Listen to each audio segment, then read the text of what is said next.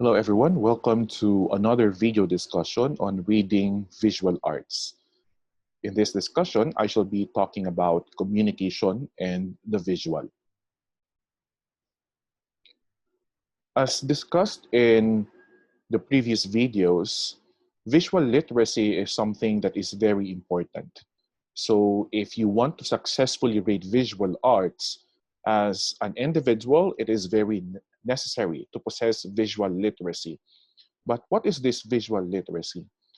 Visual literacy requires specific skills in the process of seeing and reading. So when you talk about visual literacy, that means it's not enough that you as a person will just possess the ability to see things or visual arts.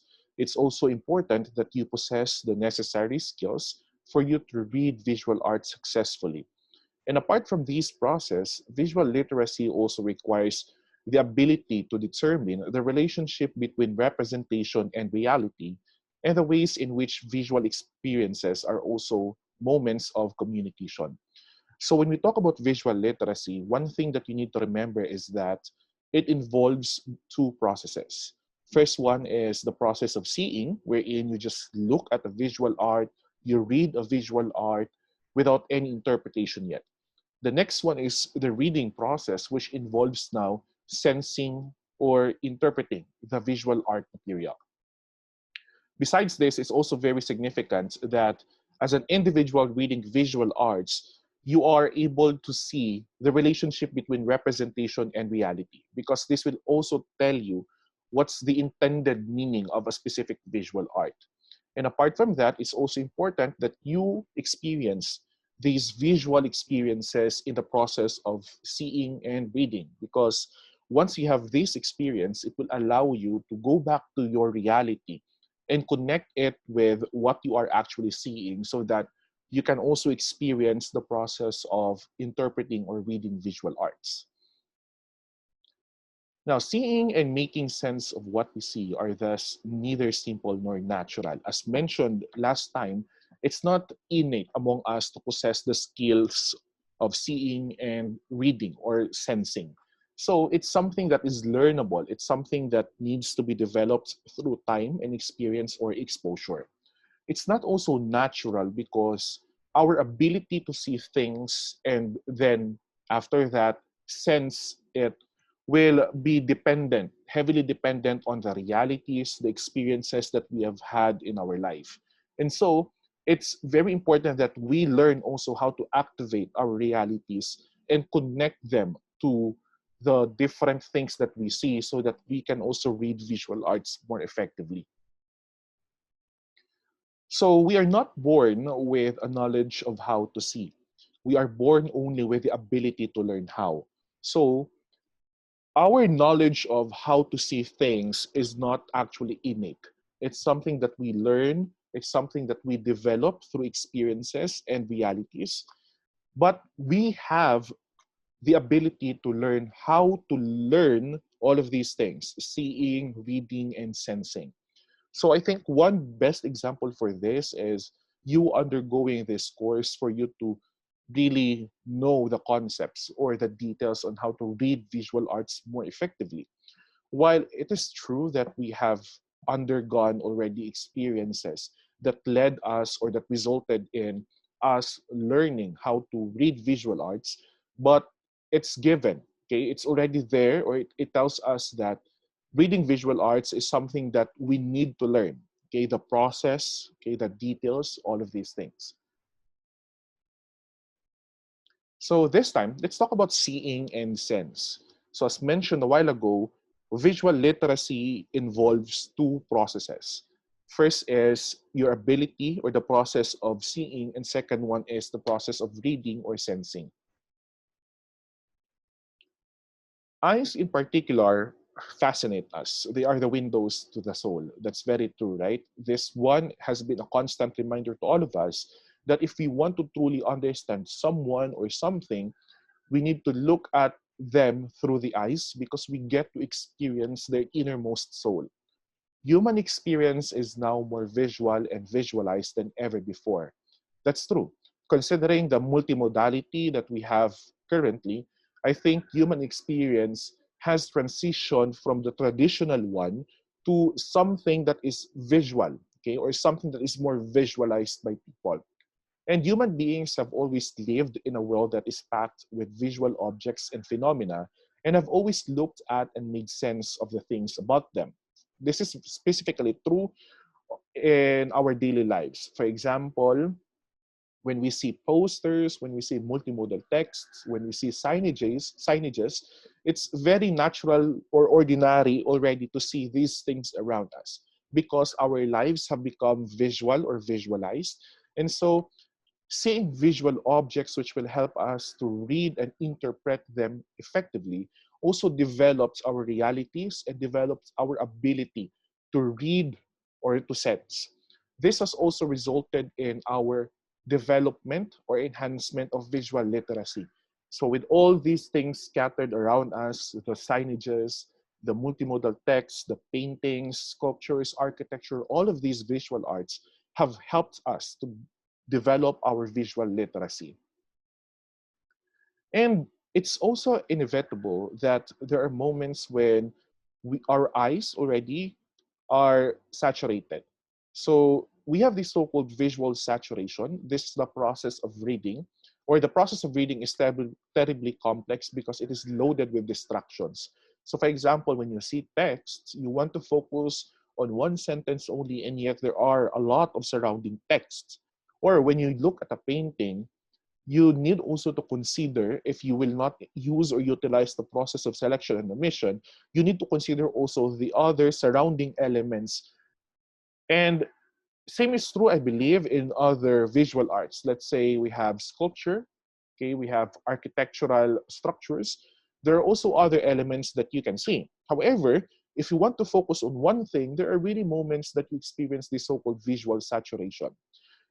So the question here is, where do you begin to read this text? At the top left, at the center, at the noisiest or the largest sheet? So it depends on us. That is why it's very vital also that we learn how to apply the process of selection and omission, because this will help us most especially in instances when we experience visual saturation. Next, let's talk about images and signs. We are no longer as visually complex people in earlier periods, not because there are now fewer visual texts or because the texts are simpler in design, but because we make sense of the world by using non-visual analytic devices. So before, most of the works, visual arts, are really requiring you to make use of all those visual elements so that you can interpret or understand the meaning. But with the multimodality that we are experiencing now, I think most people would find it easier to interpret texts or visual arts because there are already available non-visual analytical devices. So these devices involve those that will lead you to understanding the hidden meaning, the double meaning, or the concealed semantics of a visual art. So we have this concept called linguistic turn, a move within the humanities to focus almost exclusively on literary texts and to use the analytical devices associated with literary texts to make sense of society, visual images, individual psychology, and so on. Now, this linguistic turn, which became a famous movement, has been widely used exclusively for literary texts and has been focusing on the usage of all these analytical devices, such as, let's say, we have the connotation, the symbolism, the figures of speech. All of these figurative languages or rhetorical devices with double meanings will allow us to make sense of what we are actually seeing or what we are actually reading. Okay, and in this process there is now this trying to relate whatever is seen, whatever is read, to the realities of the society or to other objects which could be used as a reference. Okay, this may also stimulate individual psychology, okay, the emotion, the mental condition of the person during the reading of a literary text. Now, semiotics is certainly an effective tool for analysis because it deals with signs, anything which stands for something, and in general, even obscure visual images can easily be imbued with some meaning. So, semiotics is the study of signs.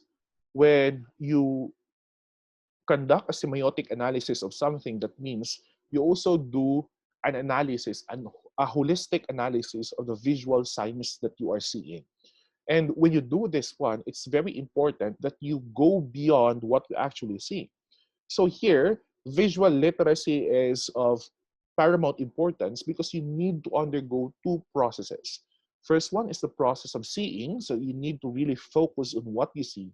And after that, you need to proceed to the process of sensing, interpreting what you actually see, because that's the gist, that's the main focus of semiotics, understanding what these obscure visual images show us or convey to us. So here, what I'm trying to emphasize is that with the contemporary visual arts we are having now, I think most people have easier time in analyzing or understanding these pieces of visual arts, primarily because a number of devices have been developed and continually used at present. So if we have this, for example, non-visual analytic devices such as these symbolisms, figures of speech, then it will be easier for us to be reminded also most of the time that when we interpret visual arts, it's always important to go back to what's the intended or conveyed meaning. It's also important to dig deeper so that you will really understand what's the suggested meaning of this visual art. Okay? We also have the concepts of images and meaning. So it's very important that when you look at images, we also get to understand the meaning of them. We have this semiotic principle. This semiotic principle of analyzing science is attractive because it makes good sense in terms of how people approach texts, and it has been thoroughly tested over a considerable period of time. This semiotic principle centers on the belief that there is this importance to look at all of these signs and interpret them so that you will really be able to get the intended meaning of the visual art. So this has been very useful as well because this approach has been tested over a considerable period of time wherein people or individuals have made good sense of whatever they are reading or whatever they are seeing because of semiotics. And the concept of reading the real is very important as well to be understood because sometimes when we see or when we look at visual arts, this automatic activation of our minds as to how we could relate that specific visual art to our reality, to our mental condition, or to our emotion. Now, when it comes to visual culture, the term reality is usually a shorthand way of saying that some representation is true to life. That's true. This is specifically factual when you look at virtual arts that best represent these realities of our daily lives. What is meant by true to life itself depends itself on culture and context. Of course, as mentioned, visual arts are culture specific, and you also need to consider the context. Now, the ancient Greek notion of mimesis, or the imitation, the reproduction of reality, which in effect posits that the objects we see are only imitations of an ideal form. Now, mimesis is the best term to tell us the representation or the projection of reality. So, when you say mimesis, that means this is the notion of the reproduction of reality. So, for example, if we look at a specific painting and that painting conveys or projects the realities of life, then that painting has this mimetic factor which allows the author to represent the reality of life and also allows the one, for example, us, the readers, to really understand what's being represented with that visual art or that painting to be specific. Now, we have the reality function. Truth to reality, transparent communication, tradition, or utility are not the only ways to understand visual representation. So it's not always about truth to reality or understanding the context based on what is real in the world or in the physical world, or using tradition or culture bounded understanding are not the only means for us to understand visual representation. We cannot rely on the evidence or the authority of our eyes to tell us the truth of what we are seeing. So it doesn't necessarily mean that what we see is automatically truthful. it can be argued that what reality means in visual culture is simply a means of communication. It's real or like reality because it's telling us something true. But the representation there does not necessarily mean that it's automatically the truth. So it may send a message to us, but it does not directly tell us, based on the visual art you are seeing, that it's actually what is happening, or it's actually what's the reality.